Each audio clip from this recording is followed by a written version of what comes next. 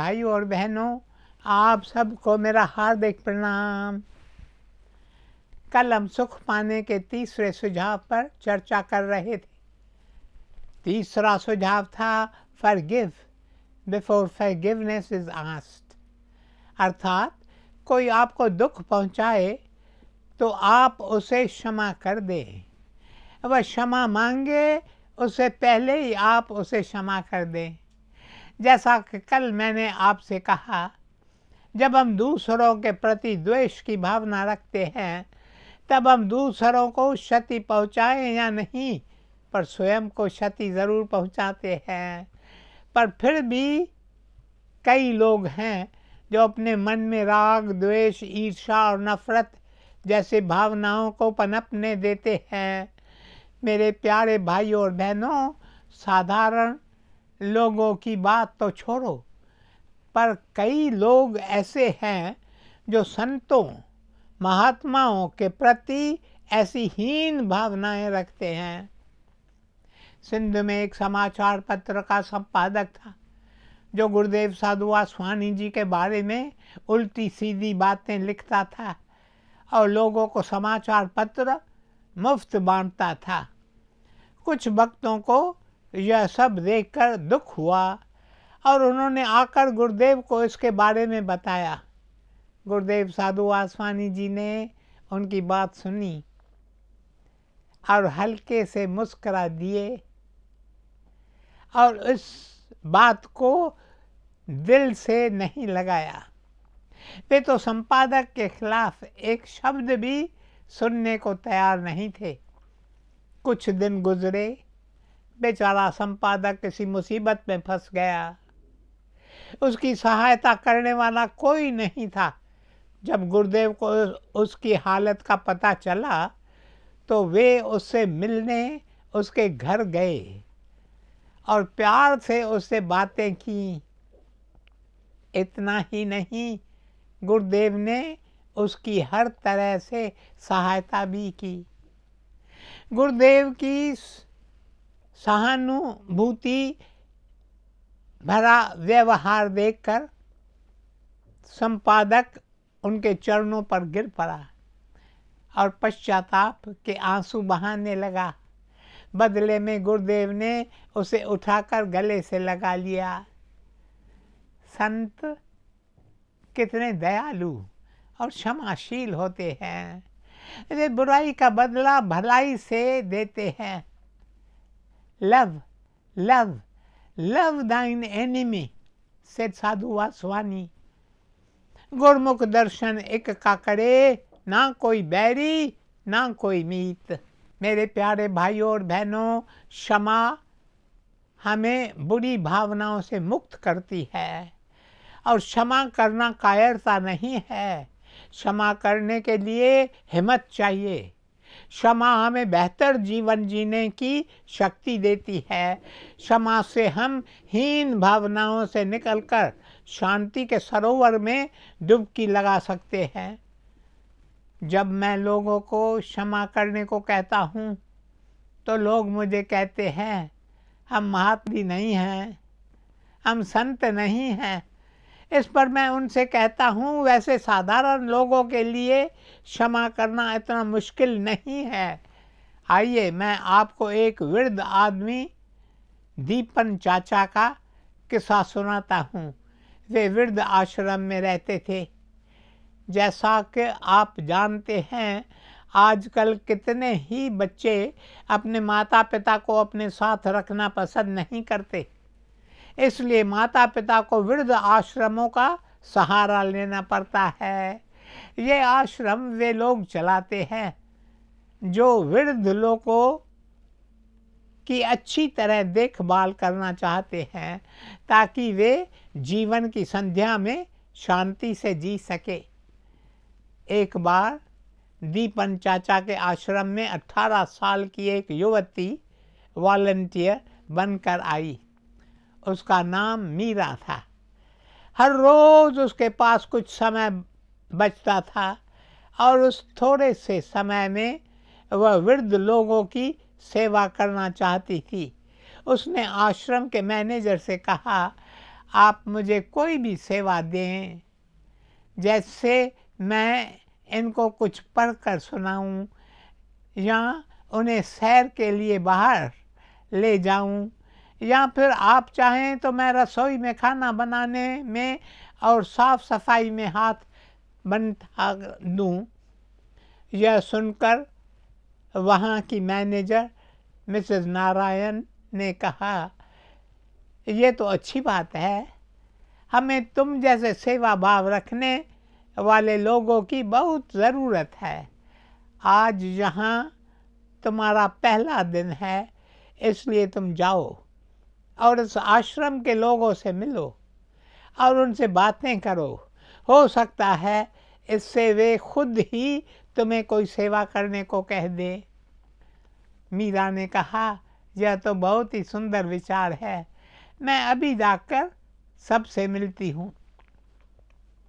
उस समय सुबह के 10 बजे थे और वहाँ का नियम था कि सुबह का नाश्ता करने के बाद सब अपने अपने काम में लग जाते। कुछ बगीचे में टहल रहे थे, कुछ किताबें पढ़ रहे थे, कुछ आपस में बातें कर रहे थे। एक महिला ज़ोर से श्रीमद् भगवत गीता का पाठ कर रहे थे और कुछ उसके आसपास बैठकर उसे सुन रहे थे। पत्रम पुष्पम फलम तोयम। मेरे प्यारे भाइयों और बहनों, तभी मीरा की नज़र एक वृद्ध आदमी पर पड़ी जो चुपचाप अकेला एक कोने में बैठा था। उसकी पीठ झुकी हुई थी और वह ज़मीन को देखे जा रहा था। अचानक ज़ोर से किसी के हंसने की आवाज़ आई, जिससे उसे गुस्सा आया।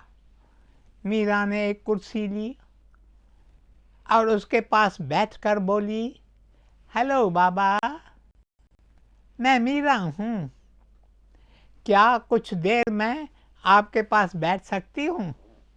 वृद्ध आदमी ने ऊपर देखा और गुस्से से बोला, चले जाओ यहाँ से, मुझे किसी से नहीं मिलना। क्या मैंने तुम्हें यहाँ आने को कहा? तुम मुझे अकेला क्यों नहीं छोड़ देती? तुम मुझे तंग क्यों करती हो? दीपन चाचा का क्रोध देखकर मीरा डर गई। वह सोचने लगी, मैंने बेकार ही इस वृद्ध आदमी को परेशान कर दिया। इतने में एक वृद्ध महिला ने जल्दी आकर प्यार से मीरा का हाथ पकड़ा और उसे वहाँ से मीरा ने हकला कर कहा, मुझे माफ़ करना, मुझसे भूल हो गई। मुझे इस तरह बिना जान पहचान के उस आदमी के पास नहीं जाना चाहिए था। मैंने उसे बेकार ही परेशान कर दिया। इस पर वृद्ध महिला ने कहा, तुम तो बहुत ही प्यारी हो, इसमें तुम्हारा कोई दोष नहीं है। ये दीपन तो ऐसा ही है, तुम इस पर ध्यान मत दो। तुम जैसे यंगस्टर्स यहाँ आते हैं तो हमें बहुत अच्छा लगता है। तुम यह मत सोचना कि हम सब इस दीपन की तरह हैं। तब मीरा ने पूछा, इन्हें क्या तकलीफ़ है? मुझे तो लगता है इन्हें ही हमारी सबसे ज़्यादा ज़रूरत है, बाकी तो यहाँ सारे लोग ठीक और खुश हैं। वृद्ध महिला ने कहा, तुम बिल्कुल ठीक कहती हो, इससे एक ऐसी बीमारी है जिसका कोई इलाज नहीं। यह सुनकर मीरा को दीपन चाचा पर बहुत दया आई और वह बोली, बेचारे, क्या इन्हें कैंसर है या फिर डिप्रेशन? वृद्ध महिला ने कहा, नहीं नहीं, ऐसी कोई बात नहीं है, इससे तो सीवियर ग्रेजाइटिस है। मीरा ने चौंक कर पूछा, ये ग्रेजाइटिस क्या होता है? महिला ने कहा, इसे सबसे नफरत है, इसे लगता है सारी दुनिया इसकी दुश्मन है।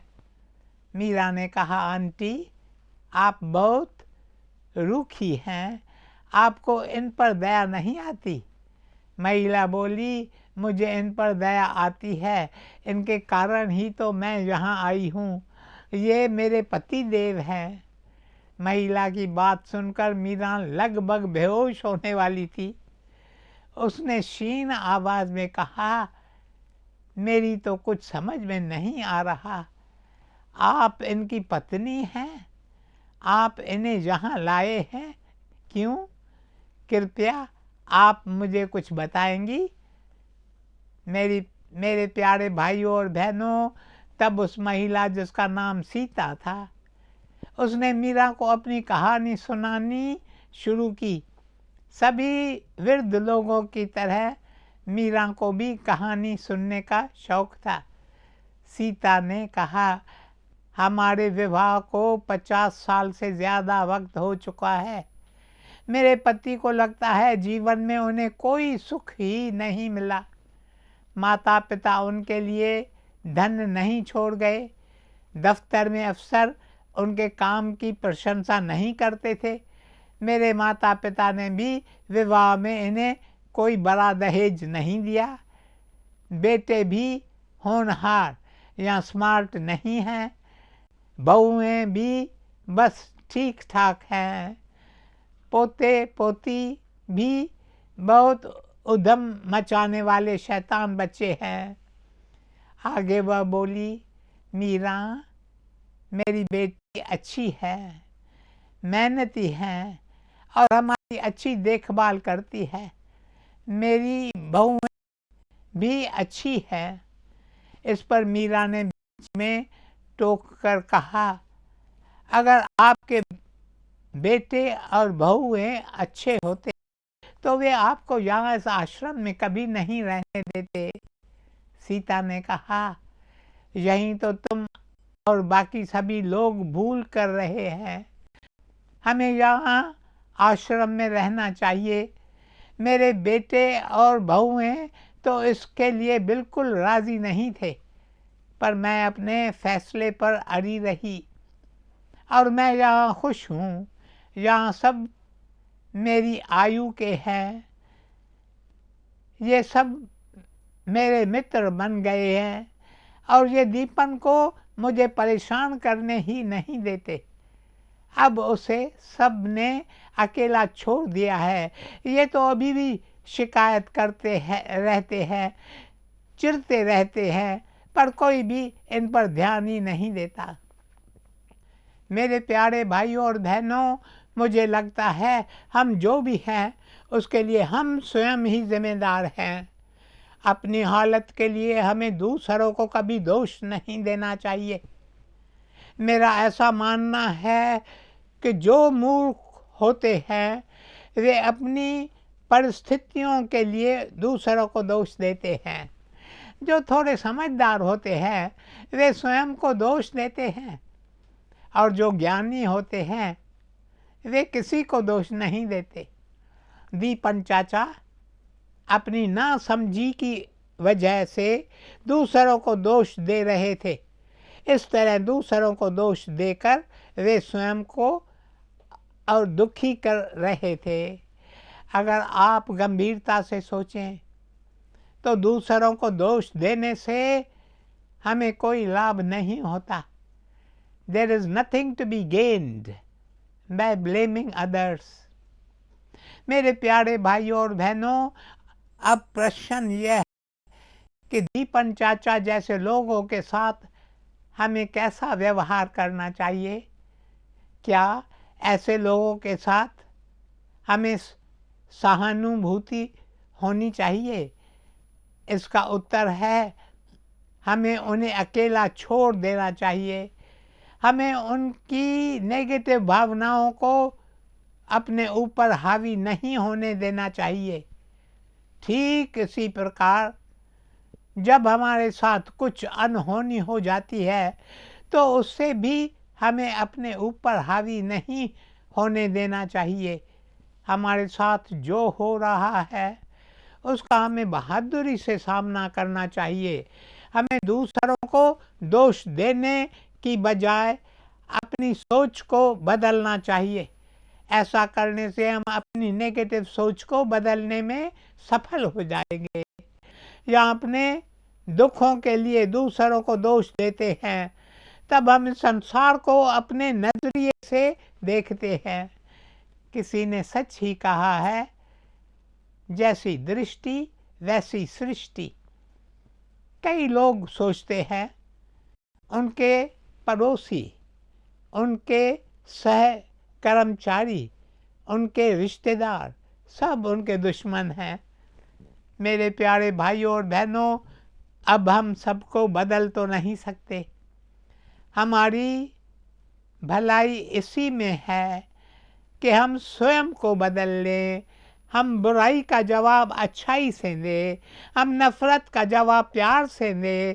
ऐसा करके हम अपने लिए सुख और शांति के द्वार खोल देते हैं।